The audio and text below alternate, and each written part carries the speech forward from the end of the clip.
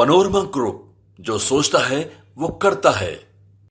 नमस्कार, आप देख रहे हैं भारत लाइव। देखिए, बिहार एनडीए में सीटों का बंटवारा हो चुका है। आपने देखा है कि किस तरीके से कल दिल्ली में एनडीए के तमाम जो लोग हैं उन्होंने साथ में मिलकर प्रेस कॉन्फ्रेंस कर करके सीटों के बंटवारे का ऐलान किया है। आपने देखा है कि बीजेपी ने 17 सीटों पर, जेडीयू ने 16 सीटों पर और लोजपा रामविलास 5 सीटों पर और हिंदुस्तानी अवाम मोर्चा 1 सीट और राष्ट्रीय लोक मोर्चा 1 सीट पर लड़ेगी। आपने देखा है कि किस तरीके से कल सीटों का बंटवारा एनडीए में होने के बाद से सियासत जो है वो काफ़ी तेज़ हो गई है। कल आपको बताते चले कि एनडीए ही के एक हिस्सा हैं पशुपति कुमार पारस, जिनको बीजेपी की तरफ से यानी कि एनडीए की तरफ से कोई भी सीट नहीं मिली है। अब कहा यही जा रहा है कि पशुपति कुमार पारस, जो कि अभी एनडीए में केंद्रीय मंत्री हैं, वो अपने ओहदे से कभी भी इस्तीफा दे सकते हैं। आज वो 11:30 बजे लगभग अपने सरकारी आवास दिल्ली में प्रेस कॉन्फ्रेंस करने वाले हैं और कहीं ना कहीं ये प्रेस कॉन्फ्रेंस जो है वो एनडीए को झटका देने के मद्देनज़र रखते हुए कर रहे हैं। आपको बता दें कि एनडीए में जहां उनको सीट नहीं मिली,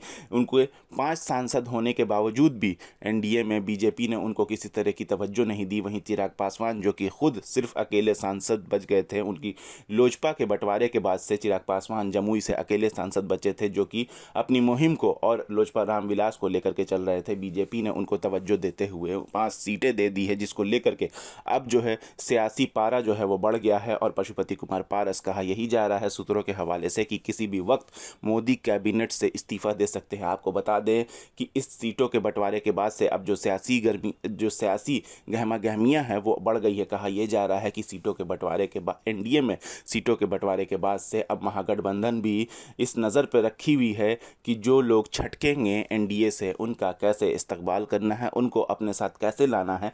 और एनडीए का जो 40 पार का जो नारा दिया जा रहा है बिहार में कि इस बार 40 के 40 सीटें बिहार एनडीए जीतेगी, उसको आंकड़े को कैसे पूरा होने नहीं देना है। जी हाँ, आपने देखा है कि मुकेश सहनी हो या उपेंद्र कुशवाहा के बारे में भी कहा जा रहा है कि 1 सीट से वो नाखुश हैं। इधर पशुपति कुमार पारस को भी कोई सीट नहीं दी गई है। तो इन तमाम पार्टियों को मद्देनज़र रखते हुए अब महागठबंधन अपनी सीटों का बंटवारा करेगा और कहीं ना कहीं हो सकता है कि ये लोग महागठबंधन में शामिल हों और इस बार बीजेपी, पिछली बार जहां बीजेपी की ये लोग साथ थे, इस बार बीजेपी एनडीए को झटका देने का काम करेंगे। यानी कि कहीं ना कहीं इनके साथ कुछ ना कुछ वोट बैंक और कुछ ना कुछ जो लोग हैं इनके, जिन्होंने इन्हें पिछली बार जिताया था, वो कहीं ना कहीं बीजेपी के इस फैसले से नाराज़ हुए होंगे। और महागठबंधन अब इस फिराक में लगा है कि किस तरीके से जो 40 पार का नारा दिया जा रहा है बिहार एनडीए के ज़रिए से, उस आंकड़े को तोड़ा जाए और इस बार अपना जो सीट है उसको इंक्रीज़ किया जाए। आपने देखा है कि किस तरीके से पिछली बार जो है